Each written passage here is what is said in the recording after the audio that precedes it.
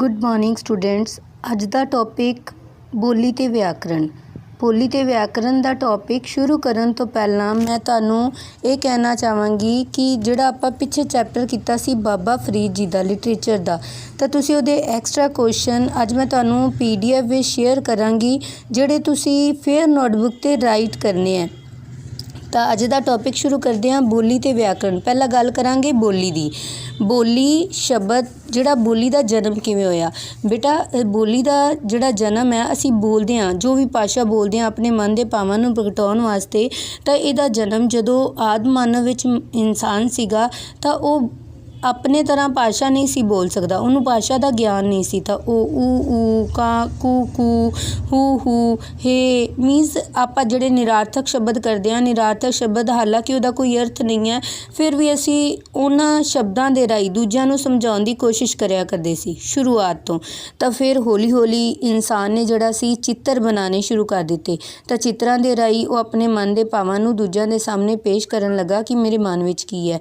तो इस तो बाद जिवें जिवें इंसान जिवें जिवें मनुख का विकास हुंदा गया, हौली हौली समय के बदलण दे नाल जिहड़ा इंसान ने बोलना शुरू किया, उहदी अपनी भाषा बनी। दूजियां जातियां तो लोग इधर हमला करते रहे, उन्हां दी कोई भाषा सी तो असीं मिक्स भाषा बोलण लगे। तो बोली की परिभाषा है कि अपने मन के भावां नूं प्रगटाउण दे लई जिहड़ी भाषा की वरतों की जाती है, अपने जिहड़े साधन की वरतों की जाती है, उन्होंने बोली की परिभाषा कहा जाता है। तो बोली दी किस्मां किहड़ियां-किहड़ियां? सब तो पहला बोल चाल की बोली, फिर लिखती बोली, फिर संकेतक भाषा। बोल चाल की बोली बेटा जी जिहड़े असी अपने मन के भावां नूं बोल के दूजिआं दे सामने पेश करते हैं, उन्होंने बोल चाल की बोली कहा जाता है। उस तो बाद है लिखती बोली। लिखती बोली जो असी अपने मन के भावां नूं लिख के मैं अपने भावां नूं तुहाडे सामने बोल के प्रगट कर रही हाँ, तो मैं अपने बोल चाल की बोली नूं यूज़ कर रही हाँ। लिखती बोली जो ये सारा लिख के तुहाडे सामने पेश कर रही हाँ, वो है लिखती बोली। जो किताबी भाषा है, जो अखबारां की भाषा है, रसाले है, मैगजीन है, मीनस जो भी है जो लिखती रूप दे विच साडे कोल पहुँचदा है, वो लिखती बोली है। संकेतक भाषा जिमें कोई मैच चल रहा है उहदे विच कैप्टन यूज़ करता है, या कोई भी पुलिस वाले अपनी संकेतक भाषा नूं यूज़ करते हैं समझाउण दे लई, तो वो है संकेतक भाषा। ट्रैफिक पुलिस वाला है उस संकेतक भाषा की वरतों करता है। तो ये लिखण की जरूरत नहीं है क्योंकि PDF दे विच मैं सारे नोट्स तुहाडे नाल शेयर कर देंगी। तो नैक्सट इज़ बोली दे रूप। बोली दे रूप है फर्स्ट इज़ मात भाषा, सेकंड इज़ राष्ट्रीय भाषा, थर्ड इज़ अंतर्राष्ट्रीय भाषा एंड फोर्थ इज़ राजभाषा। फर्स्ट इज़ मात भाषा मीनस माँ बोली जो असीं अपनी माँ तो या अपने आले दुआले तो सीखते हैं, उन्होंने मात भाषा कहा जाता है, जिवें साडी पंजाबी बोली। सेकंड इज़ राष्ट्रीय भाषा जो पूरे राष्ट्र दे विच बोली या समझी जाती है, उन्होंने राष्ट्रीय भाषा कहा जाता है, जिवें भारत की राष्ट्रीय भाषा किहड़ी है हिंदी। एंड थर्ड इज़ अंतर्राष्ट्रीय भाषा। अंतर्राष्ट्रीय भाषा मीनस वो भाषा जो पूरे वर्ल्ड दे विच समझी जावे, पूरा संसार उन्होंने समझ सके। असी अपने व्यापार दे लई, अपने इंटरनेट दे लई अंग्रेजी भाषा भाव अंतर्राष्ट्रीय भाषा की वरतों करते हैं, उन्होंने कहा जाता है अंतर्राष्ट्रीय भाषा। एंड द लास्ट इज़ राजभाषा जिन्ने भारत दे राज है, स्टेट है, हरेक राज की अपनी भाषा है, उन्होंने राजभाषा का नाम दिता गया। जिवें पंजाब की राजभाषा है, उवें जिहड़ी हरेक राज की अपनी एक वक्री भाषा है। And the second is Bharat दियां भाषावां किन्नियां? भारत विच 22 भाषावां प्रचलित है। टोटल सारे राज्यों दे विच कुल जड़ियाँ 22 भाषावां प्रचलित है। 22 भाषावां नूं सरकार ने मानता दी हुई है कि ये भाषावां नूं किसी भी चीज़ लई किसी भी जगह ते वरत्या जा सकता है। नोटां दे उपर कोई भी नोट छापने हैं उहदे उपर जिवें पंजाबी, मराठी, तामिल, मैथिली, मणिपुरी, हिंदी, बंगाली, तेलुगू, बोडो, नेपाली, उर्दू, उड़िया, कन्नड़, संथाली, संस्कृत, असामी, मलयालम, सिंधी, ਗੁਜਰਾਤੀ, ਕਸ਼ਮੀਰੀ, ਡੋਗਰੀ, ਕੋਂਕਣੀ।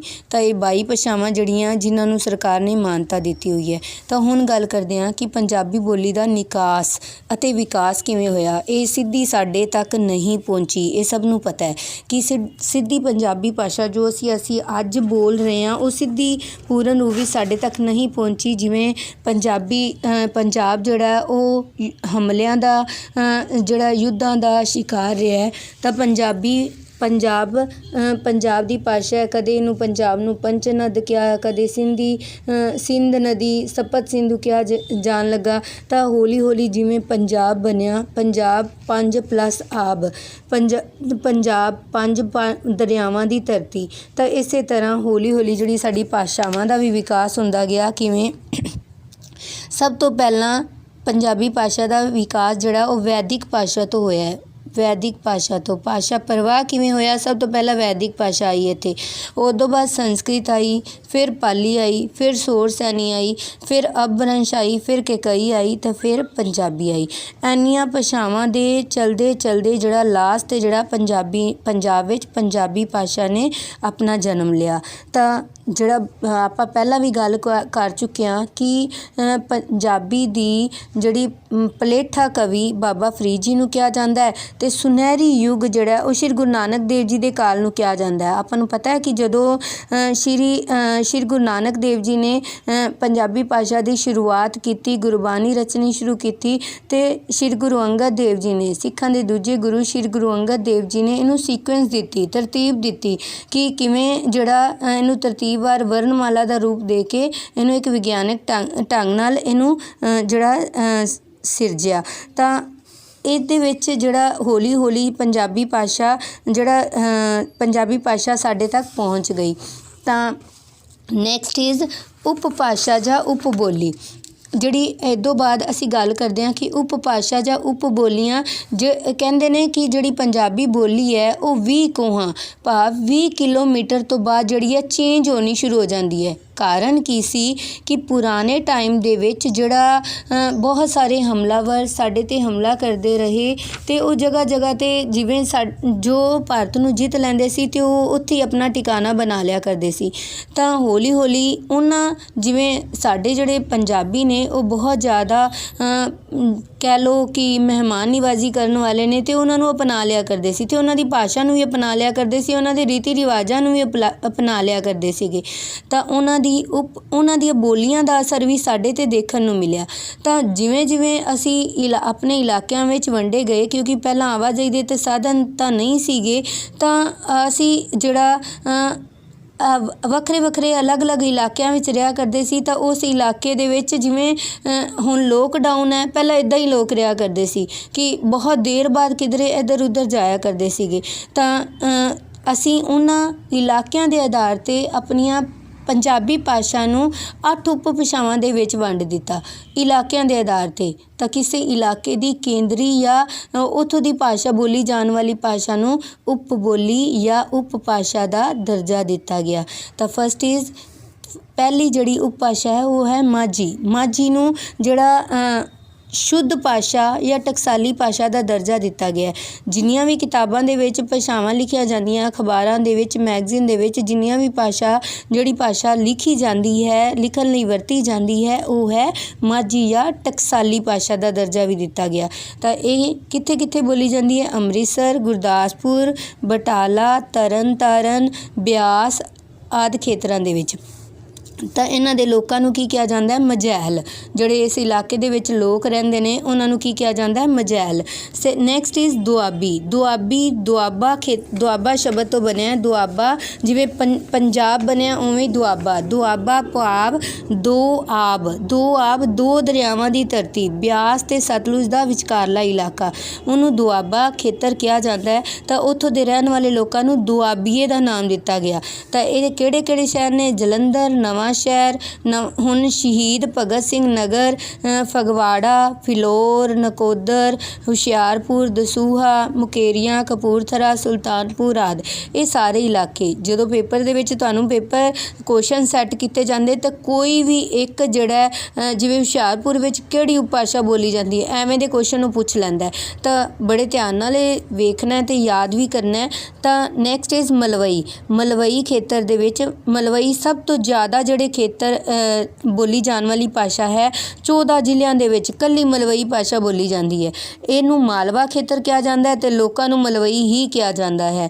ਤਾਂ ਇੱਥੇ ਬਠਿੰਡਾ, ਮੁਕਤਸਰ, ਫਿਰੋਜ਼ਪੁਰ, ਫਰੀਦਕੋਟ, ਮਾਨਸਾ, ਮੋਗਾ, ਲੁਧਿਆਣਾ, ਬਰਨਾਲਾ, ਸੰਗਰੂਰ, ਪਟਿਆਲਾ, ਫਾਜ਼ਿਲਕਾ, ਫਤਿਹਗੜ੍ਹ ਆਦਿ ਇਹ ਸਾਰੇ ਜ਼ਿਲ੍ਹਿਆਂ ਦੇ ਇਲਾਕਿਆਂ ਦੇ ਵਿੱਚ ਜਿਹੜੀ ਹੈ ਕਿਹੜੀ ਬੋਲੀ ਬੋਲੀ ਜਾਂਦੀ ਹੈ? ਮਲਵਈ ਬੋਲੀ ਬੋਲੀ ਜਾਂਦੀ ਹੈ। ਤਾਂ ਨੈਕਸਟ ਇਜ਼ ਪੁਆਧੀ। ਪੁਆਧੀ ਬੋਲੀ ਜਿਹੜੀ ਹੈ ਉਹ ਪਟਿਆਲਾ, ਰੋਪੜ, ਸੰਗਰੂਰ, ਮੋਹਾਲੀ, ਅੰਬਾਲਾ ਜ਼ਿਲ੍ਹੇ ਦੇ ਕੁਝ ਹਿੱਸਿਆਂ ਵਿੱਚ ਬੋਲੀ ਜਾਂਦੀ ਹੈ ਅਤੇ ਇਹਨੂੰ ਪੁਆਧ ਦਾ ਇਲਾਕਾ ਕਿਹਾ ਜਾਂਦਾ ਹੈ। ਤਾਂ ਇਹ ਬੋਲੀ ਜਿਹੜੀ ਹੈ ਹੁਣ ਪਹਾੜੀ ਇਲਾਕਿਆਂ ਦੇ ਨੇੜੇ ਤੇੜੇ ਬੋਲਣੀ ਸ਼ੁਰੂ ਹੋ ਗਈ। ਤਾਂ ਇਹ ਚਾਰ ਜਿਹੜੀਆਂ ਉਪ ਭਾਸ਼ਾਵਾਂ ਸੀਗੀਆਂ ਮਾਝੀ, ਮਲਵਈ, ਦੁਆਬੀ ਅਤੇ ਪੁਆਧੀ ਇਹ ਸਾਡੇ ਪੰਜਾਬ ਵਿੱਚ ਬੋਲੀਆਂ ਜਾਂਦੀਆਂ। ਅਤੇ ਨੈਕਸਟ ਇਜ਼ ਡੋਗਰੀ। ਡੋਗਰੀ, ਪੋਠੋਹਾਰੀ, ਮੁਲਤਾਨੀ ਅਤੇ ਪਟਿਆਲੀ ਇਹ ਜਿਹੜੀਆਂ ਨੇ ਉਹ ਪਾਕਿਸਤਾਨੀ ਪੰਜਾਬ ਵਿੱਚ ਪਾਕਿਸਤਾਨ ਵਿੱਚ ਬੋਲੀਆਂ ਜਾਣ ਵਾਲੀਆਂ ਭਾਸ਼ਾਵਾਂ ਹੈ ਪੰਜਾਬੀ ਦਾ ਹੀ ਰੂਪ ਲੇਕਿਨ ਉਹ ਪਾਕਿਸਤਾਨ ਦੇ ਇਲਾਕਿਆਂ ਦੇ ਵਿੱਚ ਬੋਲੀਆਂ ਜਾਂਦੀਆਂ ਜਿਵੇਂ ਕਾਂਗੜਾ, ਕੁੱਲੂ, ਜੰਮੂ, ਸਿਆਲਕੋਟ ਪਾਕਿਸਤਾਨ ਦਾ ਇਲਾਕਾ ਪਹਾੜੀ ਇਲਾਕਿਆਂ ਵਿੱਚ ਬੋਲੀਆਂ ਜਾਣ ਵਾਲੀਆਂ ਪਾਕਿਸਤਾਨ ਦੇ ਬਾਉਂਡਰੀ ਲਾਈਨ 'ਤੇ ਜਾਂ ਪਾਕਿਸਤਾਨ ਦੇ ਪੰਜਾਬ ਵਿੱਚ ਬੋਲੀਆਂ ਜਾਣ ਵਾਲੀਆਂ। Next is Pothohari. ਪੋਠੋਹਾਰੀ ਪਾਕਿਸਤਾਨ ਦੇ ਰਾਵਲਪਿੰਡੀ ਦੇ ਪਹਾੜੀ ਇਲਾਕੇ ਵਿੱਚ ਬੋਲੀ ਜਾਣ ਵਾਲੀ ਭਾਸ਼ਾ ਹੈ। ਨੈਕਸਟ ਇਜ਼ ਮੁਲਤਾਨੀ ਲਹਿੰਦੀ। ਪਾਕਿਸਤਾਨ ਦੇ ਮੁਲਤਾਨ ਅਤੇ ਸ਼ਾਹਪੁਰ ਦੇ ਪਹਾੜੀ ਇਲਾਕੇ ਵਿੱਚ ਬੋਲੀ ਜਾਣ ਵਾਲੀ ਭਾਸ਼ਾ ਹੈ। ਪਟਿਆਲੀ ਪਠਾਨਕੋਟ ਦੇ ਪਹਾੜੀ ਇਲਾਕੇ ਦੇ ਵਿੱਚ ਦੁਨੇਰਾ, ਸ਼ਾਹਪੁਰ ਕੰਡੀ, ਜ਼ਿਲ੍ਹਾ ਚੰਬਾ ਦੇ ਦੱਖਣੀ ਪੱਛਮੀ ਨੁੱਕਰ 'ਤੇ ਬੋਲੀ ਜਾਣ ਵਾਲੀ ਭਾਸ਼ਾ ਹੈ। ਤਾਂ ਇਹ ਸੀਗੀਆਂ ਉਪ ਭਾਸ਼ਾਵਾਂ ਜਿਹੜੀਆਂ 8 ਹੈ ਅਤੇ ਇਲਾਕਿਆਂ ਦੇ ਆਧਾਰ 'ਤੇ ਵੰਡੀਆਂ ਹੋਈਆਂ। ਕੋਈ ਫਰਕ ਨਹੀਂ ਹੈ, ਬੋਲਦੇ ਸਾਰੇ ਪੰਜਾਬੀ ਹੈ ਲੇਕਿਨ ਬੋਲਣ ਦਾ ਲਹਿਜ਼ਾ ਬੋਲਣ ਦਾ ਜਿਹੜਾ ਉਹਨਾਂ ਦਾ ਢੰਗ ਹੈ ਉਹ ਅਲੱਗ-ਅਲੱਗ ਹੈ। ਉਹਨਾਂ ਦੇ ਵਰਡ ਜਿਹੜੇ ਨੇ ਉਹ ਅਲੱਗ-ਅਲੱਗ ਨੇ, ਬੋਲਦੇ ਉਹਨਾਂ ਦੇ ਭਾਵ ਸੇਮ ਨੇ। ਤਾਂ ਨੈਕਸਟ ਆਪਾਂ ਗੱਲ ਕਰਾਂਗੇ ਵਿਆਕਰਨ ਦੀ। ਵਿਆਕਰਨ ਜਿਹੜਾ ਹੈ ਵਿਆਕਰਨ 3 ਸ਼ਬਦਾਂ ਤੋਂ ਮਿਲ ਕੇ ਬਣਿਆ ਵੀ ਪਲੱਸ ਆਕ ਪਲੱਸ ਕਰਨ। ਵੀ ਤੋਂ ਭਾਵ ਹੈ ਵਿਸ਼ੇਸ਼, ਆ ਤੋਂ ਭਾਵ ਹੈ ਚੰਗੀ ਤਰ੍ਹਾਂ ਨਾਲ ਅਤੇ ਕਰਨ ਤੋਂ ਭਾਵ ਹੈ ਵਿਆਖਿਆ ਕਰਨਾ। ਤਾਂ ਵਿਆਕਰਨ ਸ਼ਬਦ ਜਿਹੜਾ ਹੈ ਦਾ ਮਤਲਬ ਹੈ ਵਿਸ਼ੇਸ਼ ਅਤੇ ਚੰਗੀ ਤਰ੍ਹਾਂ ਨਾਲ ਕਿਸੇ ਚੀਜ਼ ਦੀ ਵਿਆਖਿਆ ਕਰਨ ਤੋਂ ਹੈ। ਸਾਡੀ ਜ਼ਿੰਦਗੀ ਵਿੱਚ ਵਿਆਕਰਨ ਦਾ ਬਹੁਤ ਮਹੱਤਵ ਹੈ। ਚਾਹੇ ਅਸੀਂ ਕਿਹੜੀ ਵੀ ਭਾਸ਼ਾ ਲੈ ਲਈਏ, ਜਿੰਨੀ ਦੇਰ ਸਾਨੂੰ ਵਿਆਕਰਨ ਦਾ ਗਿਆਨ ਨਹੀਂ ਹੈ ਅਸੀਂ ਸ਼ੁੱਧ ਅਤੇ ਮਿਆਰੀ ਸ਼ੁੱਧ ਭਾਸ਼ਾ ਕਦੇ ਵੀ ਨਹੀਂ ਬੋਲ ਪਾਵਾਂਗੇ। ਸਾਨੂੰ ਕੀ ਪਤਾ ਅਸੀਂ ਇੱਦਾਂ ਬੋਲਣਾ ਹੈ ਕਿ ਅਸੀਂ ਬਾਜ਼ਾਰ ਜਾਵਾਂਗੇ ਤਾਂ ਅਸੀਂ ਇੱਦਾਂ ਵੀ ਬੋਲ ਸਕਦੇ ਸੀ ਅਸੀਂ ਜਾਵਾਂਗੇ ਬਾਜ਼ਾਰ। ਤਾਂ ਇਸ ਤਰ੍ਹਾਂ ਨਹੀਂ ਬੋਲ ਸਕਦੇ ਕਿਉਂਕਿ ਇਹ ਵਿਆਕਰਨ ਦੇ ਨਿਯਮਾਂ ਦੇ ਅਕੋਰਡਿੰਗ ਬਿਲਕੁਲ ਗਲਤ ਹੈ।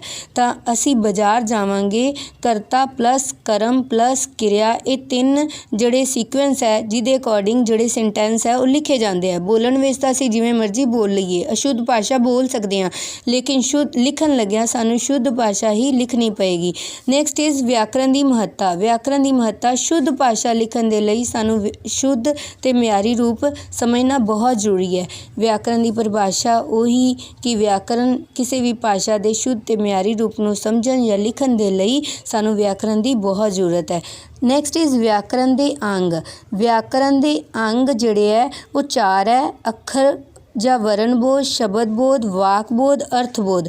ਅੱਖਰ ਵਿੱਚ ਕੀ ਆ ਜਾਂਦਾ ਹੈ? ਅੱਖਰਾਂ, ਵਰਨਾਂ, ਲਗਾ ਮਾਤਰਾਵਾਂ। ਲਗਾ ਮਾਤਰਾਵਾਂ ਜਿਵੇਂ ਤੁਹਾਨੂੰ ਸਿਹਾਰੀ ਬਿਹਾਰੀ ਵਿੱਚ ਕਨਫਿਊਜ਼ਨ ਹੈ ਤਾਂ ਤੁਸੀਂ ਜਦੋਂ ਅੱਖਰ ਅਤੇ ਵਰਣਬੋਧ ਬਾਰੇ ਪੂਰਾ ਗਿਆਨ ਪ੍ਰਾਪਤ ਕਰ ਲਓਗੇ ਤੁਹਾਨੂੰ ਇਹਦੇ ਵਿੱਚ ਕੋਈ ਦਿੱਕਤ ਨਹੀਂ ਆਏਗੀ। ਲਗਾ ਅੱਖਰ ਕੀ ਹੁੰਦੇ ਹੈ, ਅਰਧ ਸਵਰ ਕੀ ਹੁੰਦੇ ਹੈ, ਦੁੱਤ ਅੱਖਰ ਕੀ ਹੁੰਦੇ ਹੈ, ਸ਼ਬਦ ਜੋੜ ਕੀ ਹੁੰਦੇ ਹੈ ਅਤੇ ਇਹਨਾਂ ਸਾਰਿਆਂ ਦਾ ਗਿਆਨ ਸਾਨੂੰ ਕਿਹਦੇ ਵਿੱਚ ਮਿਲਦਾ ਹੈ? ਅੱਖਰ ਜਾਂ ਵਰਣਬੋਧ। Next is ਸ਼ਬਦਬੋਧ। ਸ਼ਬਦ ਦੀ ਕਿਸਮ, ਸ਼ਬਦ ਰਚਨਾ, ਸ਼ਬਦ ਦੀ ਬਣਤਰ, ਸ਼ਬਦ ਰੂਪਾਂਤਰਨ, ਸ਼ਬਦ ਵੰਡ। ਇਹ ਅਲੱਗ-ਅਲੱਗ ਟੌਪਿਕ ਅਸੀਂ ਕਰਾਂਗੇ ਤਾਂ ਇਹਦਾ ਪੂਰੇ ਸ਼ਬਦਾਂ ਦਾ ਗਿਆਨ ਸਾਨੂੰ ਸ਼ਬਦ ਬੋਧ ਵਿੱਚ ਮਿਲਦਾ ਹੈ। ਵਾਕ ਬੋਧ, ਵਾਕ ਦੀ ਕਿਸਮ, ਵਾਕ ਰਚਨਾ, ਵਾਕ ਵਟਾਂਦਰਾ। ਵਟਾਂਦਰਾ ਮੀਨਸ ਚੇਂਜ ਕਿਵੇਂ ਕਰੀਦਾ ਹੈ। ਵਾਕ ਵੰਡ ਕਿਵੇਂ ਹੈ, ਕਿਹੜੇ ਪ੍ਰਸ਼ਨਵਾਚਕ ਵਾਕ ਹੈ, ਕਿਹੜੇ ਵਿਸਮਿਕ ਵਾਕ ਹੈ, ਵਿਸ਼ਰਾਮ ਚਿੰਨ੍ਹਾਂ ਦੀ ਵਰਤੋਂ ਕਿਵੇਂ ਕੀਤੀ ਜਾਂਦੀ ਹੈ, ਸਾਨੂੰ ਪਤਾ ਲੱਗਦਾ ਹੈ ਵਾਕ ਬੋਧ 'ਚ। And next and last is ਅਰਥ ਬੋਧ। ਕੋਈ ਵੀ ਅਰਥ ਹੈ, ਕਿਸੇ ਸ਼ਬਦ ਦਾ ਅਰਥ ਹੈ, ਜਿਵੇਂ ਵਿਰੋਧੀ ਸ਼ਬਦ ਹੋ ਗਏ, ਸਮਾਨਾਰਥਕ ਸ਼ਬਦ ਹੋ ਗਏ, ਬਹੁਆਰਥਕ ਸ਼ਬਦ ਹੋ ਗਏ, ਇਹ ਸਾਰੇ ਸ਼ਬਦਾਂ ਦਾ ਗਿਆਨ ਸਾਨੂੰ ਕਿੱਥੋਂ, ਸ਼ਬਦਾਂ ਦੇ ਅਰਥਾਂ ਦਾ ਗਿਆਨ ਸਾਨੂੰ ਅਰਥ ਬੋਧ ਵਿੱਚੋਂ ਮਿਲਦਾ ਹੈ। ਤਾਂ ਵਿਆਕਰਣ ਦੇ 4 ਅੰਗ ਸੀ ਜਿਹੜੇ ਕਿ ਅਲੱਗ-ਅਲੱਗ ਭਾਵਾਂ ਨੂੰ ਬਿਆਨ ਕਰਦੇ ਹੈ। ਤਾਂ ਉਹਨਾਂ ਅੰਗਾਂ ਦਾ ਗਿਆਨ ਕਿਸੇ ਵੀ ਭਾਸ਼ਾ ਨੂੰ ਸਮਝਣ ਦੇ ਲਈ ਜਾਂ ਪੰਜਾਬੀ ਭਾਸ਼ਾ ਨੂੰ ਸਮਝਣ ਦੇ ਲਈ ਸਾਨੂੰ ਬਹੁਤ ਜ਼ਰੂਰੀ ਹੈ। ਤਾਂ ਇਹ ਤੁਸੀਂ ਚੰਗੀ ਤਰ੍ਹਾਂ ਸਮਝ ਕੇ ਇੱਕ ਵਾਰੀ ਚੈਪਟਰ ਦੁਬਾਰਾ ਰੀਡ ਕਰਕੇ, ਫਸਟ ਚੈਪਟਰ ਹੈ ਬੁੱਕ ਦਾ, ਗ੍ਰਾਮਰ ਬੁੱਕ ਦਾ, ਤਾਂ ਉਹਦੀ ਬੈਕ ਐਕਸਰਸਾਈਜ਼ ਕਰਨੀ ਹੈ, solve plus question answer solve ਕਰਨੇ ਹੈ। ਉਹ ਤੋਂ ਬਾਅਦ ਜਿਹੜੇ ਐਕਸਟਰਾ ਕੁਐਸਚਨ ਨੇ ਮੈਂ ਤੁਹਾਨੂੰ PDF 'ਚ ਦੇ ਰਹੀ ਹਾਂ, ਉਹ ਤੁਸੀਂ ਸੋਲਵ ਕਰਕੇ ਫਿਰ ਨੋਟਬੁੱਕ 'ਤੇ ਰਾਈਟ ਕਰਨੇ ਹੈ। Thank you.